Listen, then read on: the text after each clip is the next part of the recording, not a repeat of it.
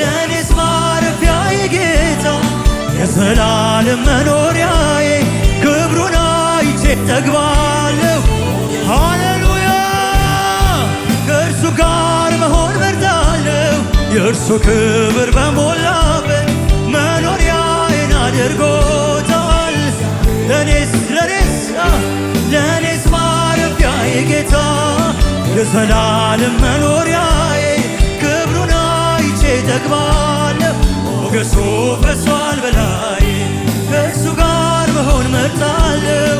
የእርሱ ክብር በሞላበት እልልታ ይሁንልህ። እግዚአብሔር በሚገኝበት እግዚአብሔር በሚገኝበት አምላኬ በሚገኝበት